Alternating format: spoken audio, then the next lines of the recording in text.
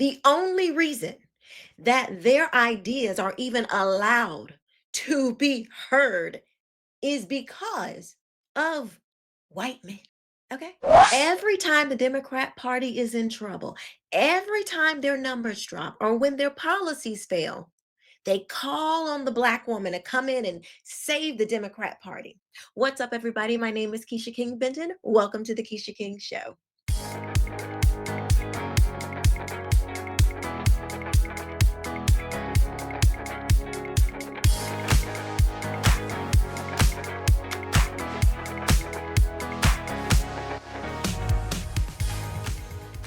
The Democrat Party loves to call on the Black and brown women, particularly the Black women, to come in and save the day. But they aren't really there to lead you. What they are there to do is distract you, to pull on your heartstrings, to get you to see them as the voice of reason, follow them, probably straight to the pit of hell.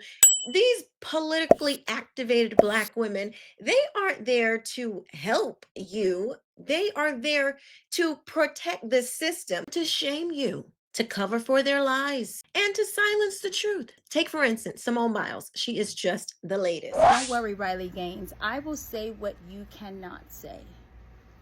That I am disappointed in you, Simone Biles. I thought you were an advocate for young girls. I thought you were an advocate for those who had been used and exploited. I thought you were an advocate for those whose voices had been silenced, and I thought wrong. I'm disappointed because today you've let down two communities. You've let down young girls who have supported you, and you've let down African Americans with this black-face trope of laughing with nothing intelligent to say. Wake up, sister. You're being used.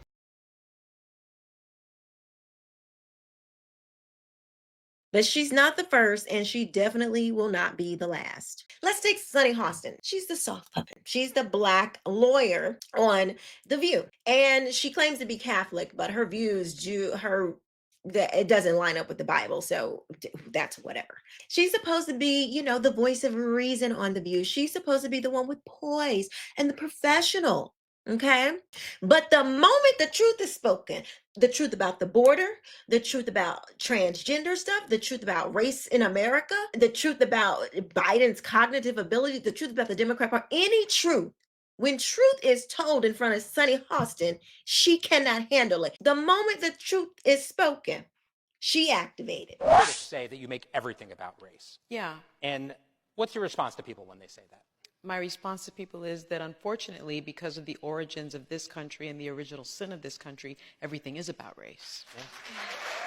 And that's just true, right? But if we were a country that could come to grips with our history, accept our history, perhaps pay reparations that are due, and perhaps just stop trying to erase our history, I don't think everything would be about race. She just tries to basically make emotional manipulation sound, tolerable. It's like a velvet glove on a Marxist fist. And she does it so well.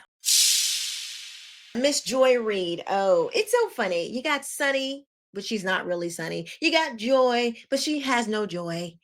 But let's take Joy Reid. This is the aggressive one. Joy is the aggressive puppet. She used to say she was a conservative, but now she is the progressive. Darling, honey, she's the loud one. Because you got to have types, okay? Because she's not going to appeal to everybody. She's going to get the Republican Party and the conservatives together, honey, okay? So she comes on. They elevate her on MSNBC, and they try to say she's the truth teller, for America. This is back before she got fired. Then activated. Every election cycle, it never fails. The Democrats are ready to jump ship. Okay, do it. Y'all just tell me who the nominee is going to be. Let me know when you guys are finished fighting amongst yourselves who I got to vote for in November to keep Hitler out the White House.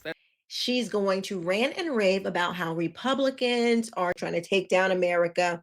Republicans are nationalists. And then if you criticize her, you can't handle it. You just can't handle the strong Black woman.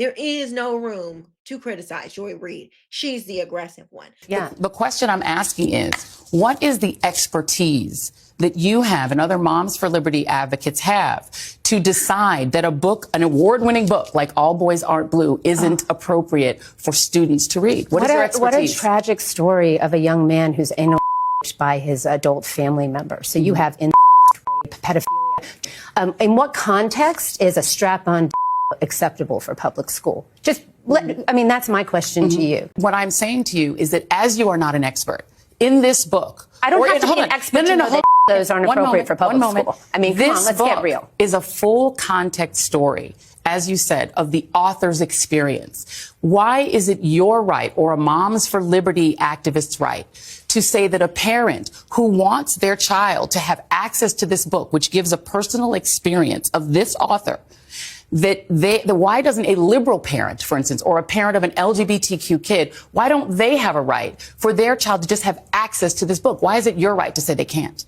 So again, we're talking about and each parent,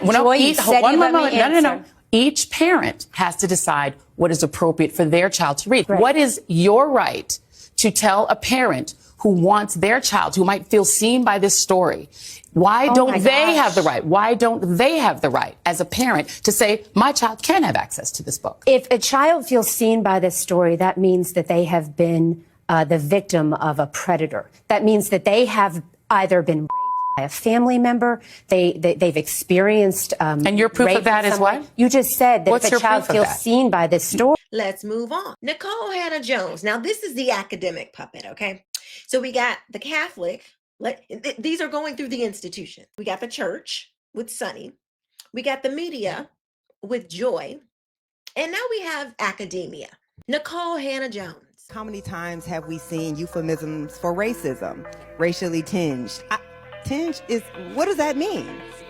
It means nothing, really. It means nothing, right? And yet, what it speaks to is the discomfort of the journalists, and that's not objective. So we have a profession that's at once telling us we have to be objective, but you can't call Trump a liar because that might make us look biased. Well, actually, I think not telling the truth makes us look biased. She is a black woman born in, from what I can tell, middle class, whatever, as they typically are. Her parents are biracial. So, I think she struggles with a lot of complexes. She doesn't quite feel white and doesn't quite feel black, because black is not just, it's not an ethnicity. It's a political it's political clothing. So she has to maintain her blackness, okay? She is the intellectual puppet.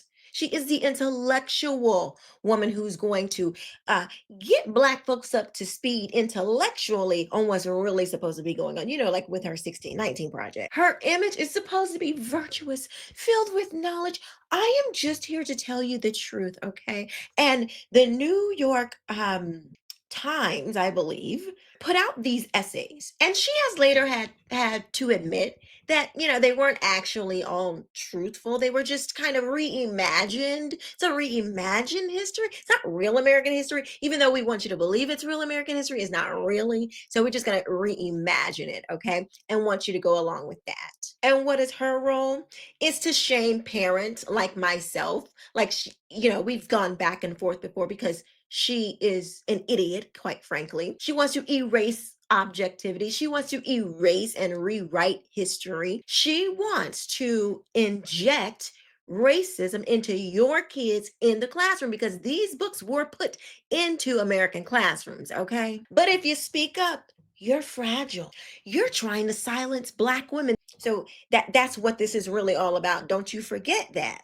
And of course, the sports arena with Simone Biles. We're going to just send Simone Biles right on out there. You go and attack Riley Gaines.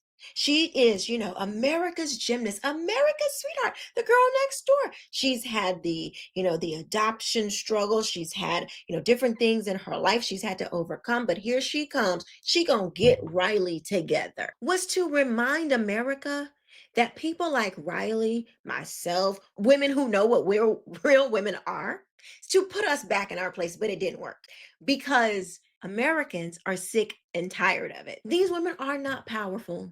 They're protected. The only reason that their ideas are even allowed to be heard is because of white men. Okay? Like this internet, these computers, these microphones, these things are innovated by white people. Okay?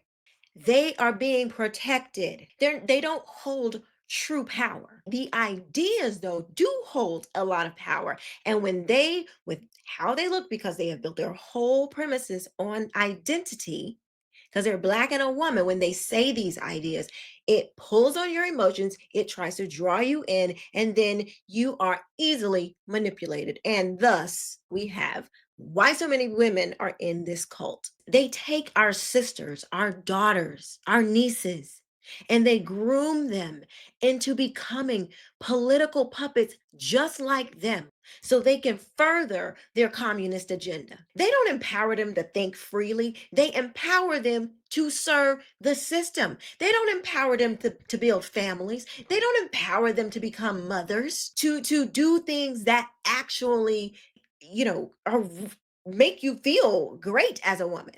They don't push those ideas. The same system that fails communities, the same, in their words, the same system that lies to our kids. Now, we know in the public schools, all lies. The same system that silences our churches. This is the system that they want our young women to protect. This feminism, this communism, these progressives are, it gets to a point where it's beyond this natural world. This is the manipulation that is involved. It can only be called witchcraft at this point. These women, they are used not to uplift Black women or any woman for that matter, but to suppress dissent. They want to protect failing ideologies and they want to manipulate your emotions. And just like Simone Biles, these women will continue to be praised, uplifted, and their narratives parroted all throughout the country until we say no more. We just got to call this stuff what it is. It's time to stop clapping when someone comes out and may, say a few things that are aligned with our agenda. We have to scrutinize more. We need to gatekeep a bit on who is actually a voice for saving our country, a voice for our faith, a voice for someone for us to even pay attention to. So the next time they roll out somebody, we should ask ourselves, in whose voice are they coming in? Whose ideas are they pushing? If their ideas are not rooted in Christ, I think we need to just move it on along. Those are my thoughts on how Black women are turned into political puppets. So let me know what you think about what I think in the comments section below. I look forward to hearing what you think. I will see you next time. Thank you for watching. Bye-bye.